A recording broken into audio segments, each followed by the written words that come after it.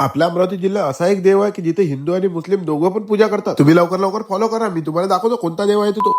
लवकर लवकर तयारी केली, घरून निघालो, असदपूरला क्रॉस केला. असदपूरून थोडंसं पुढे जात नाही तर एक आजोबा दिसले, त्यांना पण गाडीवर बसून घेतलं. त्यांना विचारलं एवढ्या थंडीचे कुठे चालले, तर ते म्हणत होते की हनुमान चारित्र कथा चालू आहे म्हणे निंबारी ते असदपूरच्या मध्ये. तुम्ही विदर्भातले रोडके आणि वांग्याची भाजी तर खाल्लीच असणार. रोडके बारीक करून तूप आणि गुळ टाकून कोणी खाल्ला आहे. मग थोडी प्रॅक्टिस करून घेतली वाकाची, कारण की सर्वजण म्हणत होते एक नंबर भाजी झाली, म्हणून मग आपण पण थोडं हलकं होऊन गेलो, म्हणजे जास्त धकलं पाहिजे आपल्याला. कॅटर्स वगैरे सर्व सोय होती, पण तरी आपण थोडं हातभार लावूनच दिला. कोणाला म्हटलं वांग्याची भाजी, गपगप शिरा काय पाहिजे म्हटलं तुम्हाला सांगा, म्हटलं भाजी भाजी भाजी भाजी पोळी पोळी पोळी पोळी. मग एवढं मोठं काम करून आपण थकलो होतो, मग फटाफट जेवण करायला बसून गेलो. अर्ध जेवण झाल्यावर आठवलं की तुम्हाला बोलावून घ्या म्हटलं जेवण करायला. आता फक्त माझ्या ताटातलं लोक अलग देतो वाळू. मग गेलो मंदिराच्या आतमध्ये पाहायला लागले. अमरावती जिल्ह्याचे एक छोटंसं गाव आहे, त्याचं नाव आहे उपरे. अमरावतीच्या दर्यापूर रोडवरून दारापूर स्टॉपवरून उतरून 5 ते 6 किलोमीटर अंतरावर असलेले हे देवस्थान. कमेंट करून फटाफट सांगा की कोण कोण गेलं होतं इथं. मग आतमध्ये गेलो, पाया वगैरे लागलो, मग तिथं मस्त एक प्रदक्षिणा घातली आणि निघालो मग बाहेर. इथे असे म्हटलं जाते की ह्या झेंड्याखाली 12 महिने धुनी चालूच असते. याच्या अतिरिक्त मला तर काही माहिती नाही, पण ह्या काकाला पूर्ण माहिती आहे म्हणे इतकी. हे पूर्ण सांगतात इथलं. हे काका गाईड म्हणून सेवा करतात, हे पूर्ण सांगतात इथलं. झालाशी म्हटलं की चल म्हटलं आता मग घरी. नाही म्हणे अधिक एक मंदिर आहे म्हणे इथं असं. इथून थोडंसं पायदळ पुढे गेल्यावर आणखी एक मंदिर तसंच भेटते आपल्याला, त्याचं पण गेलो आपण, तिथं पण पाया वगैरे लागलो, मग प्रदक्षिणा वगैरे केली आणि मग बाहेर निघालो.